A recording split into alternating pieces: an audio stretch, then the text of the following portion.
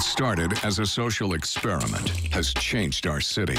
From open water number 24 to intersections, winners of ArtPrize continue to deliver.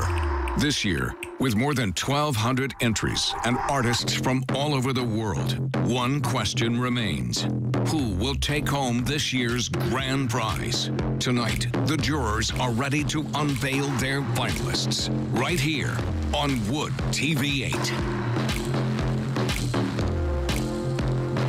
And welcome to downtown Grand Rapids for the first big night of ArtPrize 10.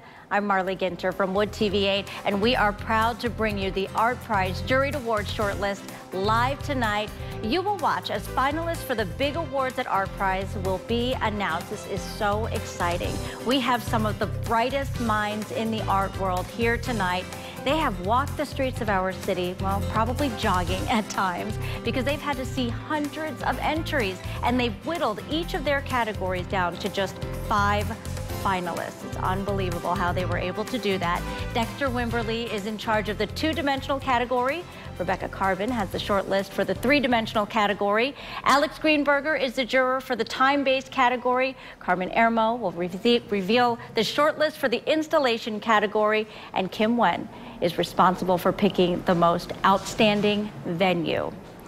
So again, tonight they will unveil their top 5 picks, and then at the ArtPrize Awards, the jurors will pick winners of their category, each taking home $12,500, and the 20 artists announced tonight will be finalists for both the $200,000 juried grand prize and the $200,000 public vote grand prize. So listen to this. That means if one of the artists sweeps both grand prize awards, well, they would become the biggest winner in ArtPrize history.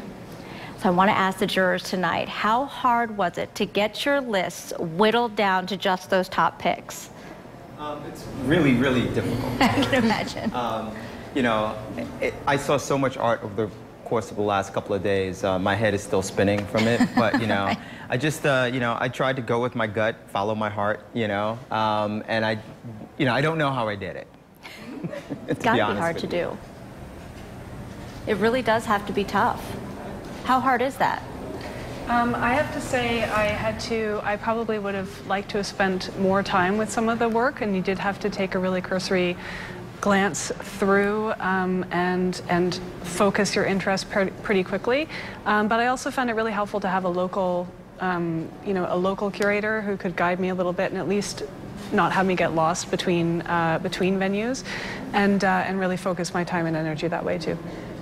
Yeah, and it has to be, I mean, you would need somebody local here to be showing you around. Yeah, especially for my category with venue, I felt as though it was so important to really understand the neighborhood and the context, you know, before kind of making a decision about what sites were the most interesting, because you also had to think about the history, and the local guide was very important for that aspect. Yeah. And it will be exciting to talk to each of you. You've had more than 1,200 entries really to just be going through, so that has to be overwhelming. For now, though, we want to get to the short list. We want to start with the installation category.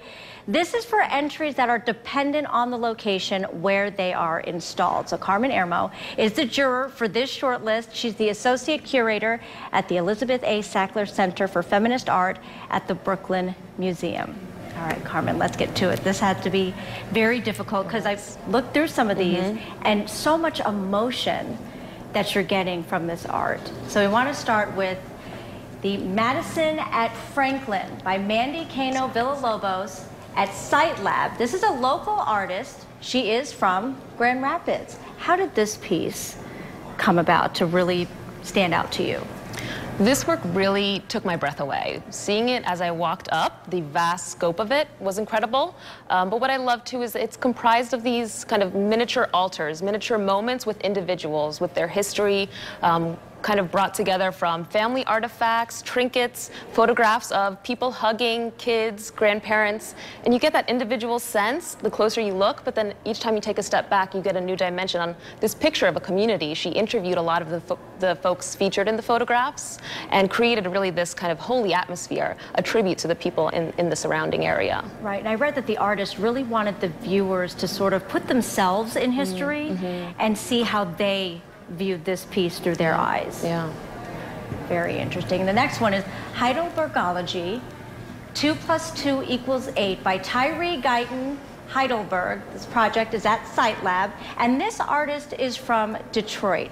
I want you to really walk us through this one because this piece of art has really been through a lot. It has, and I have never had the pleasure of going to Detroit to see the Heidelberg project where it's located. So for me, this was an absolute honor, really, to walk through Tyree's experiences using found materials, putting together kind of sometimes humorous, sometimes deadly serious, and always very important and emotional works, questioning our current moment. You know, he's been working on this project since 1986. So there's an incredible history there, and to see it come together, to see the way he used the building, the walls, the crumbling architecture of the Site Lab venue was also just incredible, and the way the work spoke to each other really moved you through the space.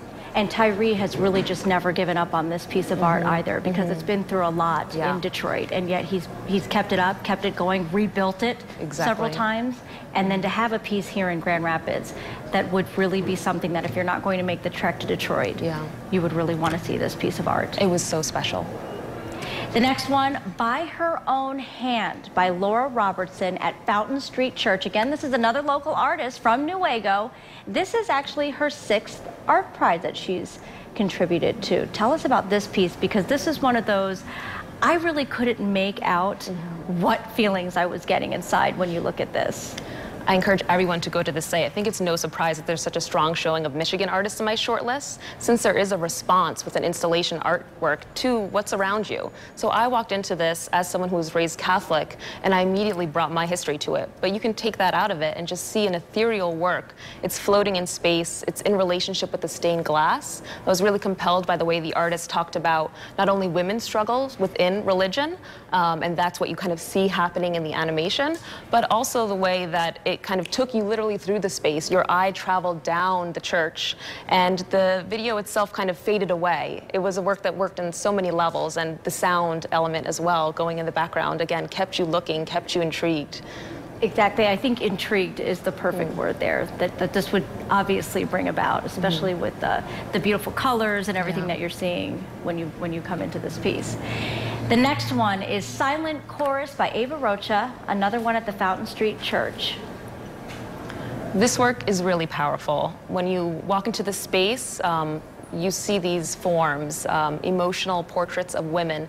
It comes from a very specific experience the artist had interviewing survivors of domestic assault and human trafficking. But it's really more universal than that. You see they're silenced. You see the struggle we all have to articulate, to share our stories. And in the space itself, it's in a vaulted mosaic area. So you hear whispering, you have that silence. And I think what really put it over the top for me too were these 2 busts in the space of kind of anonymous, important men that you see, that we all see kind of in the public sphere. And one of those busts is just peeking out behind the kind of last row of women. So you have the experience of the work, but then you have the discovery of the way the work really pushes the space forward. I think this is another one of those pieces, too, that would evoke so many emotions in you when you read about what this artist is trying to portray and the message that this artist is getting out there. You look at this, you don't necessarily see these whole pieces of women. They're broken and they're hollowed out. Would you say when you first saw this piece that it sort of brought a charge in you? Absolutely, and I think the fact that each of these sculptures are individually made, handmade alone, you kind of have that experience of getting up close to them and thinking, if this represents that silence, you know, what is she trying to say to me? What are we trying to say to each other? And I think that's the experience of that work and of this very unique atmosphere that it was presented in. Definitely a strong piece of art. We've got one more piece of art to talk about. This one called Locked and Loaded by Kimberly Walker. It's at GVSU outside. This is another local artist, this artist from Grand Rapids. Locked and Loaded was really interesting. It's very kind of monumental. It's right on the river, which is sort of a kind of just gorgeous as a tourist place to be. But the work is very serious. It deals with non-combat deaths of women serving in the military. The artist herself is a veteran of active duty combat. And the piece is about, again, the silencing of these stories. The names that are evoked in the piece come from the artist's research of these women, 46 of them, who she has researched, who experienced this and who are no longer with us. So the work is a tribute to their lives, to their service. And she also thought a lot about the kind of degradation of the way the weather would hit it, the way that the sort of bags at the bottom of the wall, which represents kind of the wall between the civilian and the military, kind of get heavy and start to push on each other, that weight of this, you know, horrible reality. And again, what impressed me too in this piece was the way that Kimberly's work, while it was kind of feeding into some of the other work in ArtPrize that deals with Me Too and this really important moment of moving forward women's rights, she's been working on this for 15 years, this research. So that was also really amazing to learn about. Unbelievable, another strong artist. Carmen Arrow, thank you so much for all of that insight into some great art. Now we want to get to the time-based category. These entries are durational and change over time, like a performance or a film, think of that. The juror for this category, Alex Greenberger, senior editor for Art News. Alex, thank you so much for being with us tonight. Thank you. I know you had a lot to look at. Let's start with the first one, Crossroad by Crossroad Collective. This one at the Site Lab, and this is from a group in Detroit. Tell us about it. So this is quite a complicated performance because it's quite long, actually. It's about an hour and a half long, and over the course of the performance, which is loosely based on something called Freedom Schools from the Civil Rights Movement, which was about black liberation, basically. They would invite the audience to do things that would invite us to come together as a community, basically, to join each other in doing certain very basic actions. Some of them are quite hot politically. One of them involves kneeling before an anthem of sorts. It's their own words, not the American anthem, but it is clearly based on the American anthem. And it's quite a powerful experience. By the end of it, you come together with a bunch of strangers you don't know, and suddenly you have your own community. So I liked the sense of collectivity there. Right. Certainly another strong message, and one where, you know, art is doing what it's supposed to do. It's bringing the community together. Exactly. And the next one, Consequence by Brianna Lynn Hernandez, director at the Bend Gallery. Yeah, so this is quite a simple work, actually. It's inside what looks like to be the floor. And it starts with an overhead shot of a circle of glass plates. And the artist appears, and then she throws a bunch of plates around the room. And what I thought was really interesting was that she considers it a message about trauma and about like coming to grips with all these like shattering and the emotion that goes on inside you. And the audio itself is even fractured such that like when she throws one of the plates, it skips a little bit, and in the end she disappears. So it's about the release of all that traumatic feeling. It's quite affecting. It has to be one of those where you just have to keep watching. Yeah, it's quite short too, so you can, actually. And I did. And the next one we have is Brown, Carmine, and Blue by Leandra Lesieur at Site Lab. And she actually made the shortlist last year for her piece, which addressed controversial police shootings. Yeah, so this work is quite difficult to describe in a short period of time, so I'm going to say in advance that everyone should go see it in person because it is a very big work. It takes up almost the size of a whole gallery. And it's quite a complex array of different things going on. The thing that binds the bunch of different things, which there's appropriated materials by, like books by Angela Y. Davis, who was a black activist, continues to be activizing, and Gil Scott-Heron's spoken word, as well as photography and video and all this stuff. It's about, how do we create a powerful image of ourselves? How do we make images of ourselves that are free and liberating while also not being overly spectacular. The artist is very, not weary of, but like nervous about the ways that black people are represented in media, and how it's often through violence and spectacle and things like that. And she was really trying to create something that was a bit more stripped down. It was a very nice installation. It's really a charging piece that's getting people to sort of see themselves and put themselves in the situation. Yeah. And the next one we have is Disabled Country by Neil Marcus, and this one's at the Frederik Meijer Gardens and Sculpture Park. Yeah, so this is a work that's about, the artist himself is disabled, and he thinks of disability as a place rather than a state of being. So he talks about wanting to leave this state of disability, and he ultimately comes to grips with it. He says, I can't leave. I have to deal with the fact that I'm a citizen here. And I felt like in addition to, disabled artists are not given much spotlight in the art world. I thought it was really important to say that this was a very important work that people should see in person too. And I felt like even though he's dealing mainly with disability, his views could apply to many different things, like the refugee crisis or other forms of identity, people having to ultimately accept who they are in this world. This is another one of those pieces where you have a very sensitive topic that really takes people right to the issue at hand. Yes. The next one we have is called No Names by Sanan and Salo. The artists are from Finland. This one is right here at the Grand Rapids Art Museum. Yeah, so this one is one where you sit in a room where there's nothing in it except a mic stand and what appears to be a microphone with a light bulb attached to it and a set of headphones and a stool. And you sit on the stool, you put the headphones on, and someone's like, hello, and you start talking to them. You're never clear where they are. You don't really know. I mean, you can find out where they are. I don't want to give too much away, because first, I'm not sure how much the artist wants us to, but it's quite a fascinating work because the conversation is really, really stimulating. And the artist, whoever's on the, or I don't know if it's the artist, who's ever on the other side of the line, really is a good conversationalist. And so what's interesting is seeing people outside the museum watch you interacting with this person. It's all about how does a meaningful conversation look? Yeah, and it's quite interesting to see what other people do once they get inside there. You know, I was really intrigued by this one because one thing that we never do is we never really talk to our neighbors anymore. What are we always doing? We're texting everyone. Yeah. This really is forcing you to have that conversation again, and it's forcing people to really interact with the art and become a part of it. Yes, and it's forcing you to look at other people too. Even as you're just like waiting to get in, you have to watch what the other person is doing. Wonderful. All right, thank you so much. Some more incredible art to take a look at. Here's one more look at all 5 of the time-based finalists. Just more awesome artwork that you can see right around here in Grand Rapids. And we are just getting started. Still ahead, the shortlist for the 2D, 3D, and Best Venue categories. And we also want to tell you about a chance to win the ArtPrize Awards VIP package. You can donate to ArtPrize by going to artprize.org/donate. For every $10 you donate, you get 1 entry into the drawing. The winner gets 2 tickets to the ArtPrize Awards VIP party, a meet and greet with the ArtPrize Grand Prize winners, and a 1-night stay at the JW Marriott. Not bad at all. We'll announce the winner on Tuesday, October 2nd, and during Why These Finalists right here on Wood TV 8. The Juried Awards shortlist continues right after this quick break.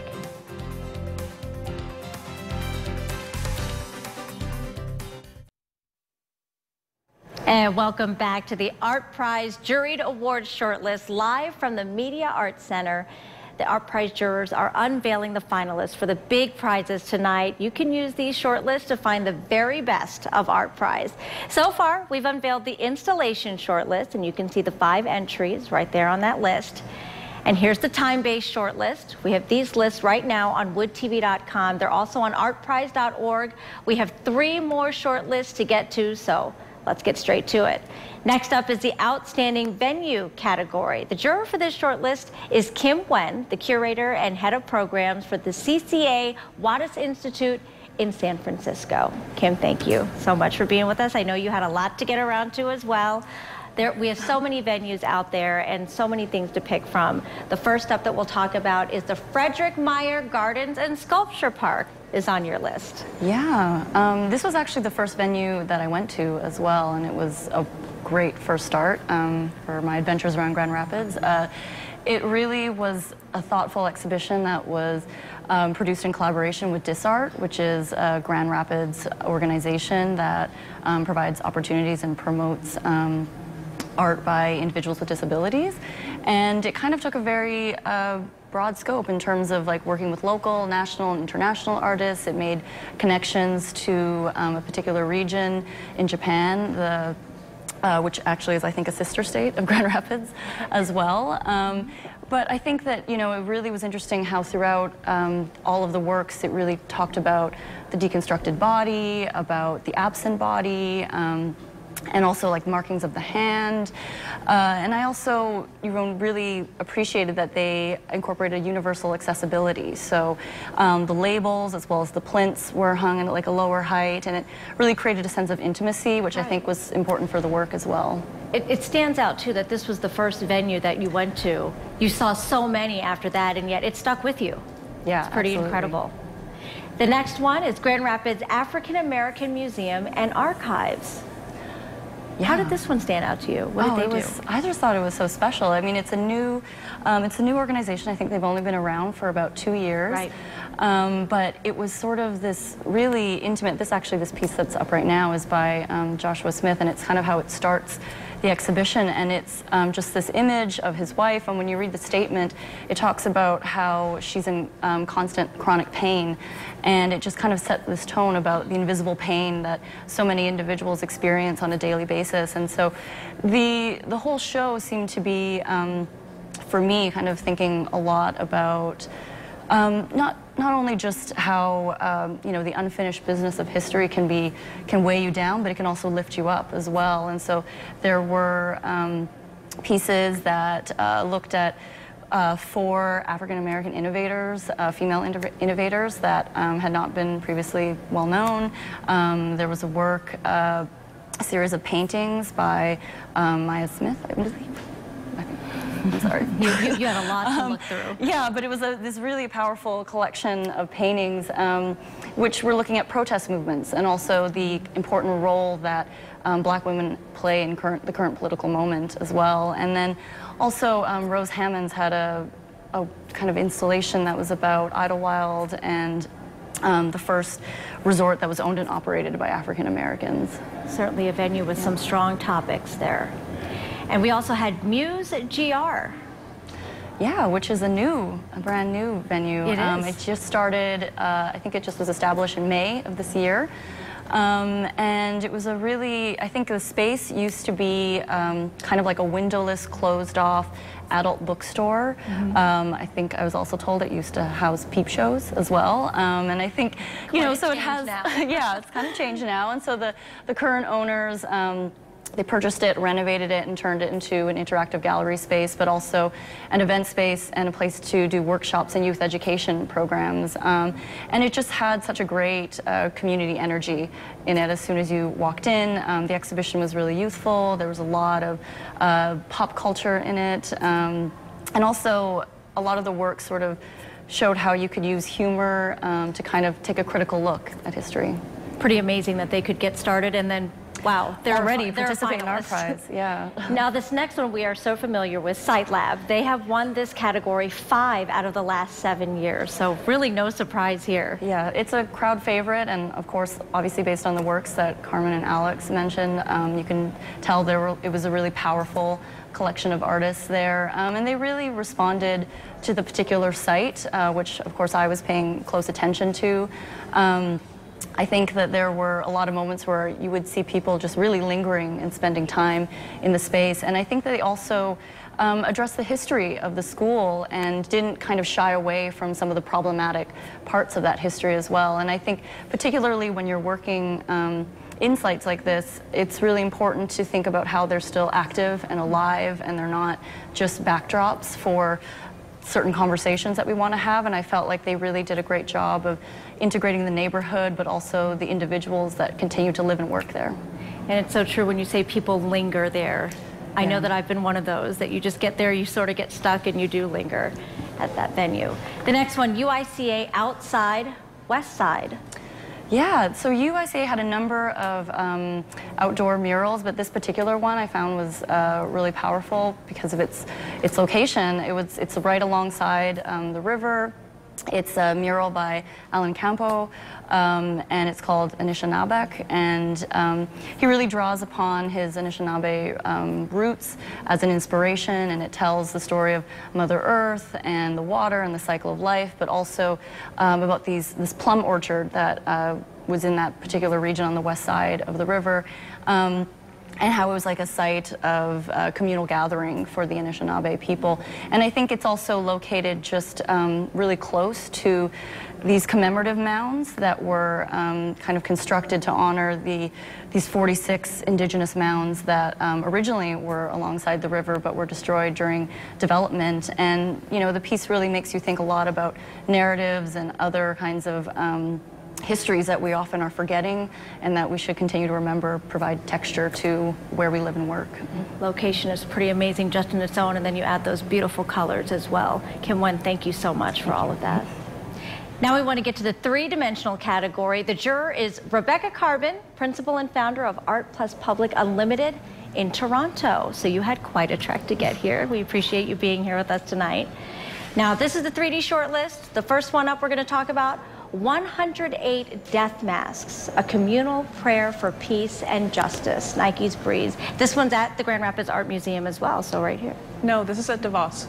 Where's this one? In the convention center. Oh, DeVos Place, sorry about that. This one's at DeVos Place. Tell us about this one, because I have to say, when I was reading about this piece, it really is moving just to read about what the artist had in mind. Mm-hmm. It's actually a really, really big work, and it's funny that you would say that it was at the Grand Rapids Art Museum, because I would love to see it there. A hint. It is definitely worthy of an institutional hang.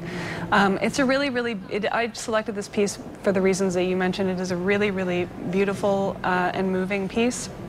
Each of the, it comes out of years and years of research by the artist into her own lineage and ancestry.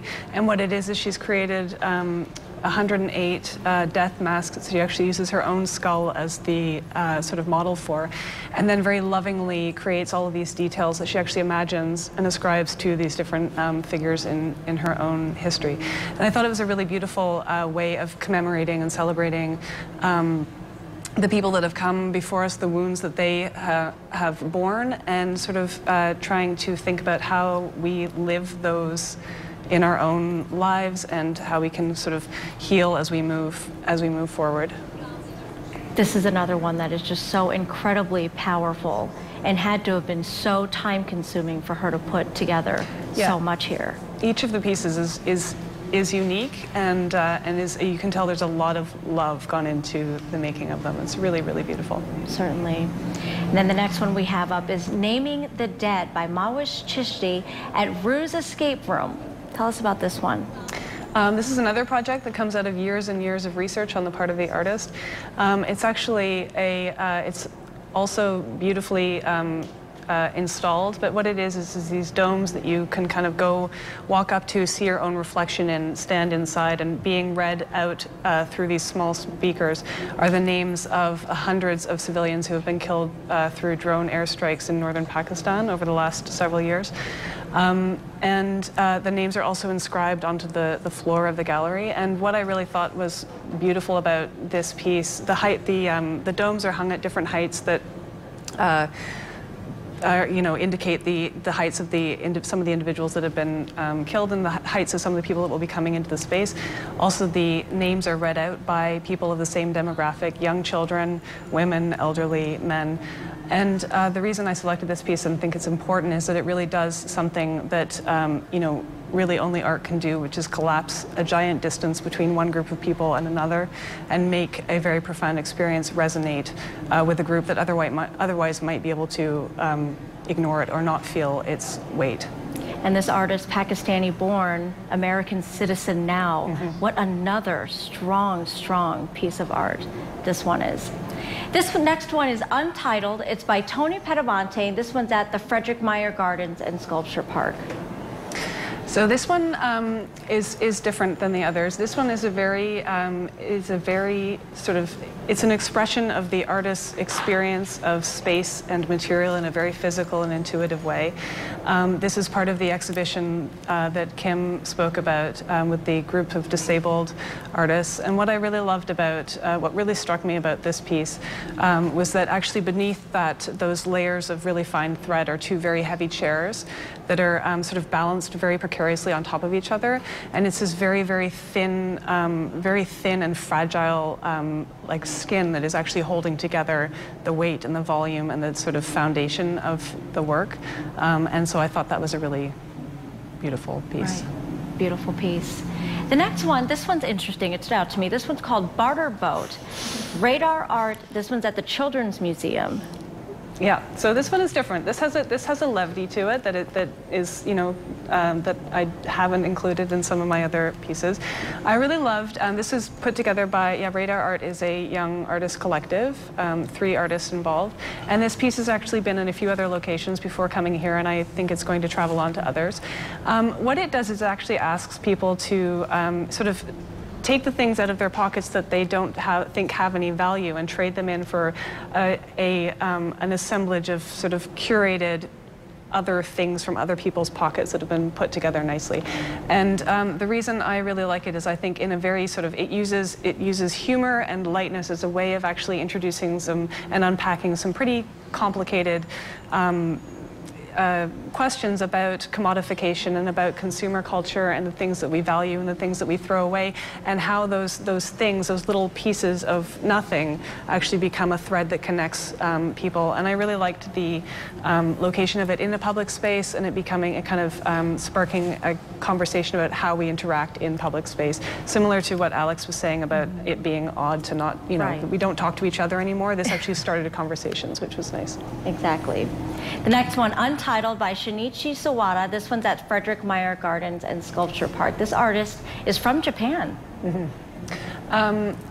What I really liked about this piece, and this artist had a few pieces actually in this show, it is beautifully and meticulously crafted, and while they have this kind of whimsical and almost mythological look to them, they actually are very, almost obsessively symmetrical in their design. So when you look at them closely, you realize that actually the artist has had an idea in their head the entire time, the master plan of how this very intricate thing is going to evolve and finally take form.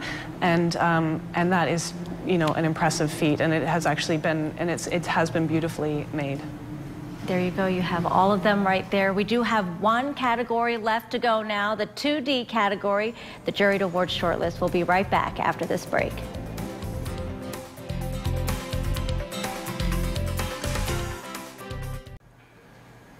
And welcome back to the ArtPrize Juried Awards shortlist, live from the Media Arts Center. Welcome back to the shortlist right here on Wood TV. We have just one more category to get to. Before we get to the juried 2D list, let's take another look at these other categories that we've made it through. Here are the 5 picks for installation. You can see 2 of them, 2 of the 5 at Site Lab. And now for the time-based finalists, 2 of this list are also at Site Lab. 1 is here at the Graham. And here are the juried picks for the 3D category, 2 of these at Frederik Meijer Gardens and Sculpture Park. And then finally, the 5 outstanding venues as well. You can also catch all of those on woodtv.com and on artprize.org. Now to the final shortlist, 2-dimensional. This is the largest category at ArtPrize, and the juror this year is independent curator Dexter Wimberly. Dexter, thank you for being here with us tonight. Thank you. So the first one we'll talk about is Pulse Nightclub, 49 Elegies, John Gutowski. This one at the Grand Rapids Art Museum. So this wasn't a work that was really easy for me to confront, and I spent a lot of time thinking about whether or not I would select it. Not because I don't think it's wonderful. Obviously, I think it's wonderful because it made my list.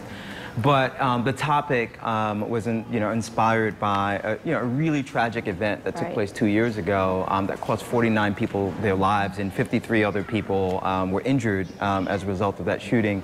And there was a part of me that wanted to just kind of keep it light, and not really go there. But then I couldn't stop thinking about the work, and I realized that that was a reason for me to go back, see it again, and make a decision. And I just think it's actually it's wonderful when an artist can take the time to honor people that they didn't even know personally, whose lives were affected by such a tragedy. And not to mention, it's really well done. And the artists started working on this right after this event happened. It happened in June. They started working on this in July and really worked on it all the way through October. So a very powerful topic. And you're right, it does say something. It speaks to something when you can do something like this, honoring other lives that you didn't even know. This next piece, But Did You Die? By Heather Johnson. This one's at the Grand Rapids African American Museum and Archives. Well, you know, despite the title of this work, which also seems a little bit dark, and I'm sorry about that, right? And I had to see past the title. It's a fantastic drawing, right? And I know, like people see drawings all the time. But for me, as a curator, I try not to penalize people because they're doing something that you see a lot of. I try to look at the work and sort of make a decision about its quality, its content, the artist's intent. To do portraits of people is something that's been going on for hundreds of years, so that's nothing new. So I think if an artist is able to create a portrait that's compelling, that captures the essence of the person in a way that's very powerful.